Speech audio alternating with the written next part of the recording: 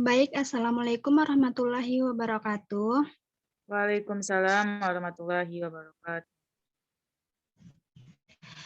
Baik, sebelumnya terima kasih kepada teman-teman yang sudah hadir pada Zoom meeting hari ini. Hari ini kita akan mengadakan seminar proposal dari Randiki Saputra. Langsung saja tanpa mengukur waktu kepada Randiki dipersilakan untuk menampilkan proposalnya sendiri. Terima kasih. Assalamualaikum warahmatullahi wabarakatuh. Terima kasih kepada saudari moderator yang telah mempersilahkan saya untuk mempresentasikan hasil dari proposal penelitian saya. Di mana di sini saya berencana ingin mengangkat judul peningkatan hasil belajar siswa melalui model problem based learning atau PBL dengan audiovisual pada tema organ tubuh manusia dan hewan di kelas 5 SD Negeri 11 Kota Balingka. Langsung saja kita masuk kepada bab 1, di mana pada latar belakang masalah. Pada latar belakang masalah, menurut Undang-Undang Pasal 3 Undang-Undang Nomor 20 Tahun 2003 tentang Sistem Pendidikan Nasional menegaskan bahwa pendidikan nasional berfungsi mengembangkan kemampuan dan membentuk watak serta peradaban bangsa yang bermartabat. Dalam rangka mencerdaskan kehidupan bangsa, bertujuan untuk mengembangkan potensi peserta didik agar menjadi manusia yang beriman, bertakwa kepada Tuhan Yang Maha Esa, berakhlak mulia, sehat, berilmu, cakap, kreatif, mandiri, dan menjadi warga negara yang demokratis serta bertanggung jawab.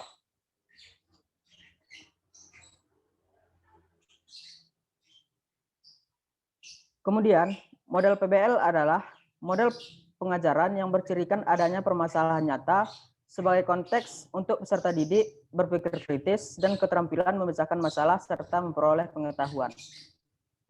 Pengertian ini dikutip dari buku Amir pada tahun 2013 halaman 32.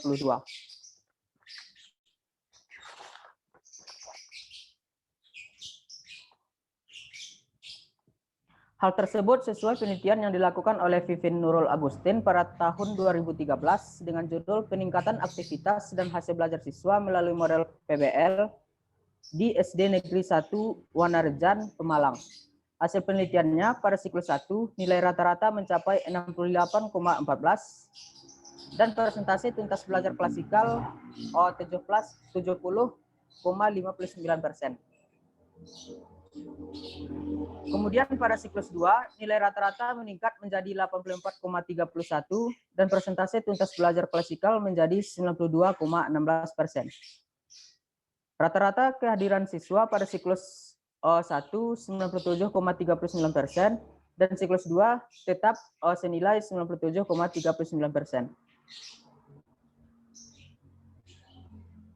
Next. Selain penelitian tersebut, temuan internasional oleh Scholastica Mariani yang berjudul The Effectiveness of Learning by PBL Assisted Mathematics Against the Spatial Ability in Grade 8 on Geometry Subject Matter, di mana temuan penelitiannya adalah hasil kuesioner tentang matematika sangat baik, hasil uji kemampuan spesial pada siswa kelas eksperimen mencapai ketuntasan klasikal, dan presentasi minat siswa terhadap pembelajaran matematika di kelas eksperimen lebih tinggi daripada kelas kontrol. Jadi kesimpulannya PBL efektif diterapkan dalam kemampuan tata ruang di kelas 8 pada materi geometri.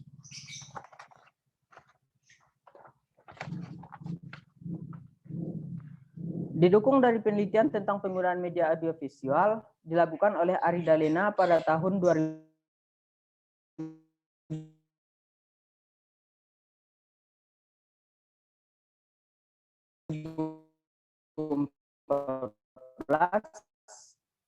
dengan judul Penggunaan Media Selatan Kabupaten Bekasi. Motivasi belajar pada siklus 1 persentasenya sebesar 65%. Pada siklus 2 menunjukkan persentase motivasi belajar siswa sebesar 72%, dan pada siklus 3 motivasi belajar siswa sebesar 90%. Jadi berdasarkan akar penyebab masalah tersebut, maka saya peneliti akan memecahkan masalah dengan melakukan penelitian tindakan kelas dengan judul peningkatan hasil belajar siswa melalui model Problem Based Learning atau PBL dengan media audio visual pada tema organ tubuh manusia dan hewan di kelas 5 SD Negeri 11 Kota Walingka.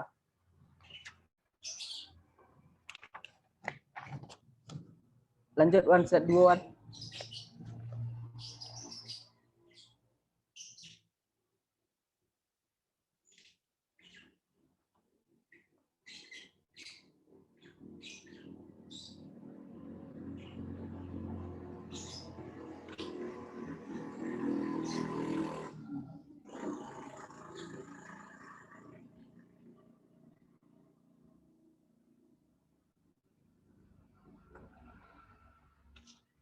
Nah, kemudian berdasarkan akar masalah tersebut, maka saya dapatkan rumusan masalahnya, yaitu yang pertama, bagaimanakah cara meningkatkan keterampilan guru dalam pembelajaran tema organ tubuh manusia dan hewan di kelas 5 SD Negeri 11 Kota Walingka melalui model PBL dengan audiovisual. Rumusan masalah yang kedua, bagaimanakah cara meningkatkan aktivitas siswa dalam pembelajaran tema organ tubuh manusia dan hewan kelas 5 SD Negeri 11 Kota Walingka melalui model PBL dengan media audiovisual. Dan rumusan masalah yang ketiga yaitu bagaimanakah cara meningkatkan hasil belajar pembelajaran tema organ tubuh manusia dan hewan kelas 5 SD Negeri 11 Kota Walingka melalui model PBL dengan audiovisual. Selanjutnya pemecahan masalah sesuai dengan perumusan masalah, maka untuk meningkatkan kualitas pembelajaran siswa pada kelas 5 SD Negeri 11 Kota Walingka, maka peneliti menemukan beberapa cara untuk memecahkan masalah tersebut. Di antaranya yaitu yang pertama langkah-langkah pembelajaran model PBL, kemudian yang kedua langkah-langkah pembelajaran dengan menggunakan media audiovisual,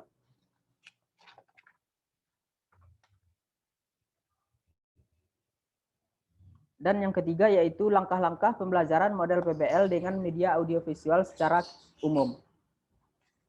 Kemudian tujuan penelitian dibagi menjadi dua. Pertama tujuan umum. Tujuan umumnya yaitu meningkatkan kualitas pembelajaran tema organ tubuh manusia dan hewan melalui model PBL dengan audiovisual pada siswa kelas 5 SD Negeri 11 Kota Walingka. Tujuan khususnya yang pertama, meningkatkan keterampilan mengajar guru kelas 5 SD Negeri 11 Kota Walingka dalam pembelajaran tema organ tubuh manusia dan hewan melalui model PBL dengan audiovisual. Dan yang kedua, meningkatkan aktivitas siswa kelas 5 SD Negeri 11 Kota Walingka dalam pembelajaran tema organ tubuh manusia dan hewan dengan media audiovisual. Dan yang ketiga, meningkatkan hasil belajar siswa pada siswa kelas 5 SD Negeri 11 Kota Walingka dalam pembelajaran tema organ tubuh manusia dan hewan melalui model PBL dengan audiovisual. Selanjutnya yaitu manfaat penelitian. Manfaat penelitian ini dibagi menjadi dua bagian. Yang pertama manfaat teoritis. Secara teoritis, model PBL dengan audiovisual dapat meningkatkan kualitas pembelajaran sehingga dapat menjadi pendukung teori untuk kegiatan penelitian selanjutnya. Kemudian manfaat praktisnya, manfaat praktis ini dibagi menjadi tiga bagian.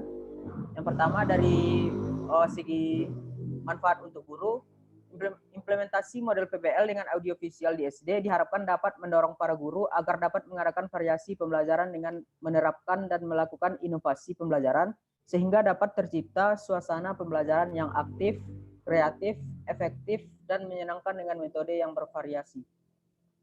Manfaat bagi siswa, penerapan model PBL dengan audiovisual diharapkan siswa dapat memperoleh pengalaman yang membantu belajar aktif, serta memiliki kemampuan memecahkan masalah dengan baik.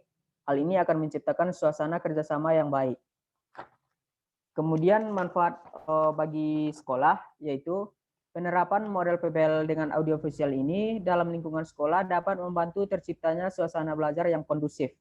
Hal ini berarti interaksi proses belajar mengajar berlangsung hidup dan menciptakan karakter sosial di antara individu yang terlibat dalamnya. Kemudian selanjutnya bab 2, landasan teori. Yang pertama kajian pustaka. Hasil belajar menurut Rifai pada tahun 2011, hasil belajar merupakan perubahan perilaku yang diperoleh peserta didik setelah mengalami kegiatan belajar. Hasil belajar menurut Gagne dan Brings dalam Suprihatiningrum pada tahun 2014, hasil belajar adalah kemampuan-kemampuan yang dimiliki oleh siswa sebagai akibat perbuatan belajar dan dapat diamati melalui penampilan siswa. Kemudian yang kedua yaitu hakikat model PBL.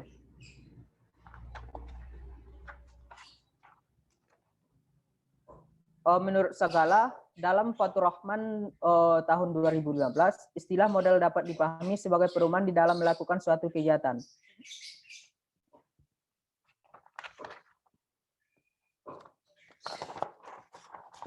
Kemudian menurut Taufik dan Muhammadi pada tahun 2011, model dapat diartikan sebagai suatu pola yang digunakan dalam menyusun kurikulum, merancang dan menyampaikan materi, mengorganisasikan peserta didik, dan memiliki media serta metode dalam suatu kondisi pembelajaran.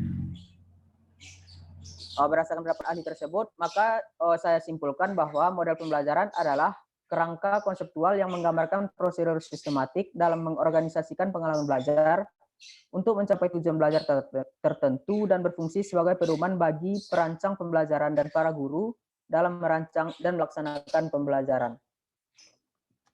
Kemudian yang ketiga yaitu media pembelajaran audiovisual.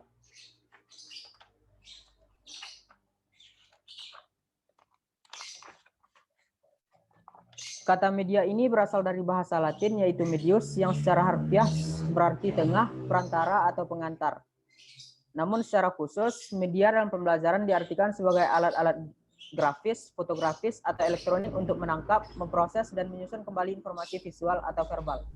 Pengertian ini dikutip dari buku Arsad pada tahun 2014, halaman 3. Kemudian yang selanjutnya yaitu kerangka berpikir.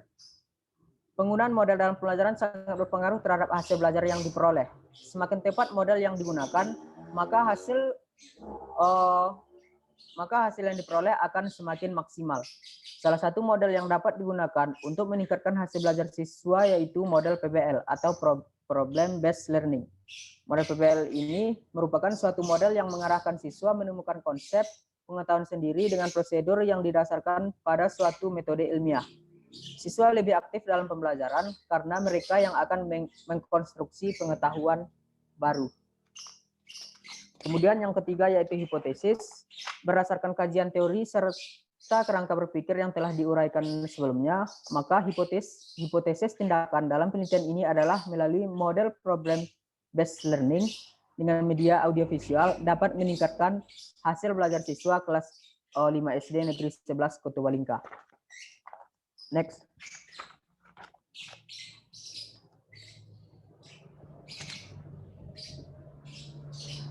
Kemudian bab 3 yaitu metode penelitian. Setting penelitian, di mana tempat penelitian ini dilaksanakan di SD Negeri 11 Kota-Walingka. Alasan saya melakukan penelitian di SD tersebut yaitu yang pertama, sekolah ini telah menerapkan kurikulum 2013, jadi sesuai dengan penelitian yang akan saya lakukan. Kemudian yang kedua, sambutan yang baik dan terbuka dari pihak sekolah, guru yang mau menerima pembaruan atau inovasi dalam pelajaran demi kemajuan pendidikan di masa depan. Yang ketiga, pembelajaran tematik terpadu dengan menggunakan model PBL ini belum pernah diteliti sebelumnya di sekolah tersebut. Kemudian yang kedua yaitu subjek penelitian.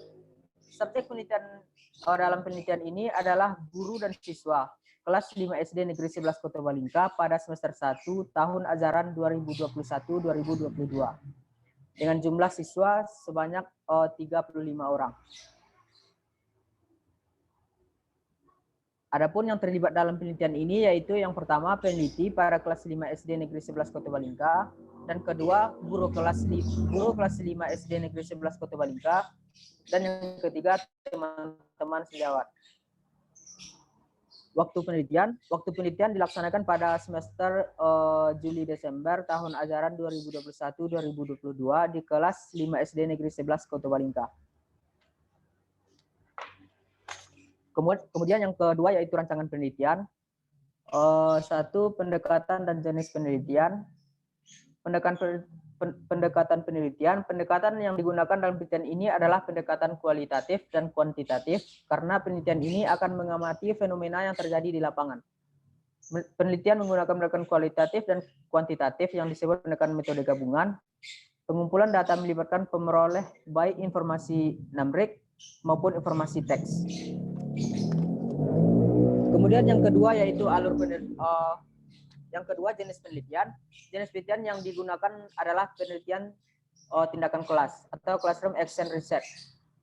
Menurut Arikunto, penelitian tindakan kelas adalah penelitian yang memaparkan terjadinya sebab akibat dari perlakuan, sekaligus memaparkan apa yang terjadi ketika perlakuan diberikan dan memaparkan seluruh proses sejak awal pemberian perlakuan sampai dengan dampak dari perlakuan tersebut. Kemudian yang kedua yaitu alur penelitian. Alur penelitian yang digunakan pada penelitian ini adalah alur penelitian yang dikembangkan oleh Arikunto, yaitu satu perangkat terdiri dari 4 komponen, yaitu komponen perencanaan, komponen pelaksanaan atau tindakan, komponen pengamatan, dan komponen refleksi. Kemudian yang ketiga yaitu prosedur penelitian. Prosedur penelitian adalah bagaimana langkah-langkah praktis pelaksanaan penelitian tindakan kelas tersebut. Menurut Arikunto pada tahun 2009, prosedur pelaksanaan penelitian tindakan kelas terdiri dari 4 kegiatan pokok, yaitu tahap planning atau perencanaan, tahap acting atau pelaksanaan, tahap observing atau pengamatan, dan tahap reflecting atau mengulas.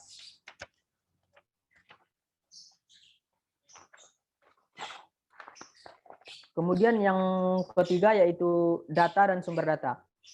Data penelitian ini berupa data kualitatif dan kuantitatif. Data kualitatif berupa hasil pengamatan dari setiap tindakan perbaikan pada pembelajaran tematik terpadu dengan model PPL pada siswa kelas 5 SD Negeri 11 Kota Balingka. Dan sumber datanya yaitu dalam PTK ini sumber data yang digunakan adalah yang pertama guru. Sumber data guru diperoleh dari hasil observasi keterampilan mengajar guru. Dan yang kedua yaitu siswa. Sumber data siswa diperoleh dari hasil observasi aktivitas siswa dan nilai-nilai hasil evaluasi siswa.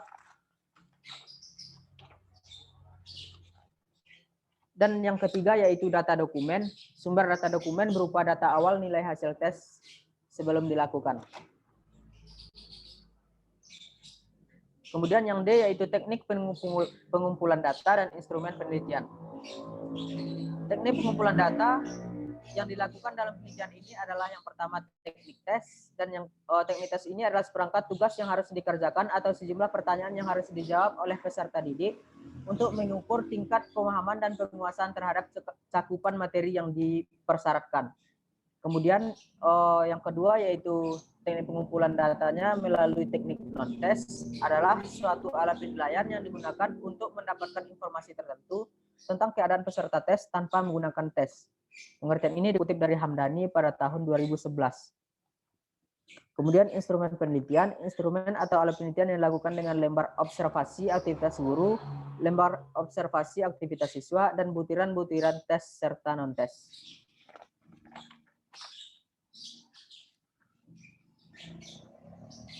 Kemudian yang terakhir yaitu analisis data.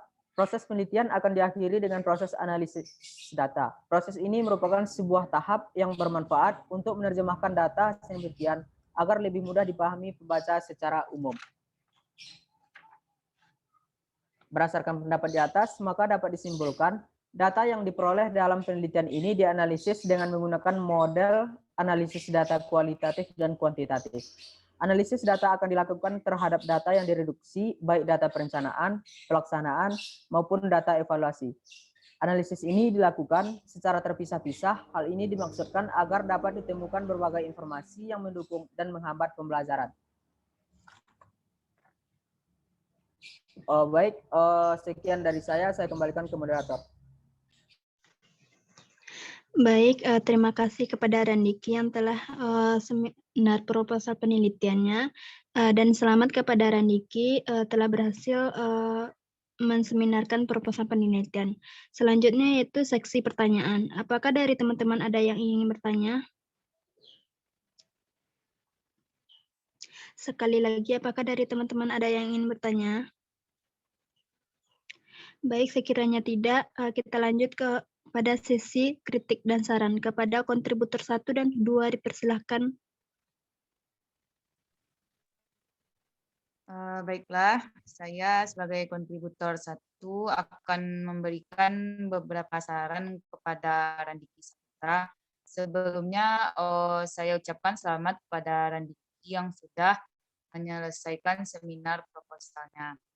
Baiklah, itu yang pertama mengenai cover. Di mana di dalam cover itu sudah bagus, sudah sesuai dengan panduan skripsi, tapi ada satu yang yang harus dihilangkan, yaitu diajukan untuk memenuhi persyaratan memperoleh gelar S1. Itu seharusnya tidak dituliskan.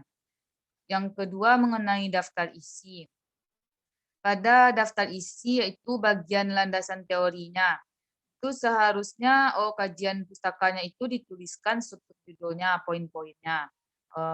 Dan untuk yang kedua yaitu pendahuluannya, di mana pada pendahuluan itu spasi yang digunakan Randiki 1,5, harusnya spasi yang digunakan yaitu 2. Di dalam pendahuluan yang di dalam latar belakangnya itu banyak Randiki menggunakan kutipan langsung. Seharusnya dalam satu bab itu minimal hanya menggunakan satu kutipan langsung dan selebihnya menggunakan kutipan tidak langsung. Di dalam setiap paragraf itu banyak beberapa kalimat yang tidak disertai sumber. Selanjutnya permasalahannya belum nampak pada latar belakang masalah. Seharusnya dibagi menjadi 3, itu 3 paragraf pertama itu kondisi ideal, 3 paragraf selanjutnya kondisi sebenarnya, dan 3 paragraf selanjutnya itu solusi. Jadi dikelompokkan seperti itu. Selanjutnya itu pada bagian kajian pustakanya. Nomor halamannya belum betul, belum sesuai dengan panduan skripsi, di mana pada setiap bab itu pada bagian bab nomor halamannya diletakkan di bagian bawah di tengah-tengah, dan jaraknya 2 spasi atau 1 cm dari bawah baris terakhir. Selanjutnya pada bagian kerangka berpikirnya, sebaiknya dibuatkan bagan kerangka berpikirnya supaya lebih jelas. Dan terakhir mengenai daftar rujukannya, sebaiknya daftar rujukan diketik dengan jarak 1 spasi, bukan spasi 1,5. Dan jarak antara dua pustaka diketik dalam 2 spasi. Sekian saran dari saya. Saya kembalikan kepada moderator. Baik, terima kasih kepada kontributor 1 yang telah mengkritik dan saran terhadap seminar proposal Randiki Saputra. Selanjutnya kepada kontributor 2 dipersilakan. Baik, terima kasih kepada moderator. Sebelumnya selamat kepada Randiki yang telah menyelesaikan seminar proposalnya. Baiklah, di sini saya akan memberi kritik dan saran. Yang pertama itu di cover. Pada penulisan cover, penulis sudah menuliskan dengan baik dan sesuai dengan panduan skripsi yang sudah dipelajari, dan di sini saya melihat pada penulisan huruf dan ukuran pada cover itu sudah baik dan sesuai dengan panduan. Selanjutnya pada judul seharusnya itu dituliskan seperti bentuk huruf piramida terbalik. Selanjutnya di sini benar kata kontributor 1 tadi, bahwasanya Randiki banyak menuliskan kutipan menggunakan penulisan secara tidak langsung. Selanjutnya pada landasan teori, pada penomoran seharusnya letaknya di tengah bawah pada setiap bab, dan penulis masih meletakkan penomoran itu di sebelah kiri atas, dan selanjutnya baru di sebelah kiri atas. Pada bab 3 juga sama, seharusnya di bawah tengah. Selanjutnya pada bab 2 hanya boleh dilakukan pada 1 kali pengutipan, tetapi penulis masih menggunakan beberapa pengutipan. Pada daftar pustaka, penulis sudah cukup, yaitu sebanyak 45 daftar pustaka. Baiklah, hanya itu yang dapat saya sampaikan. Selanjutnya saya kembalikan kepada moderator. Baik, terima kasih kepada kontributor 1 dan kontributor 2 yang telah mengasih saran terhadap seminar proposal Randiki Saputra.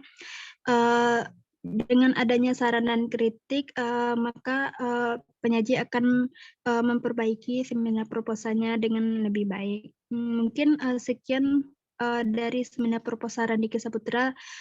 Saya akhiri dengan Assalamualaikum warahmatullahi wabarakatuh.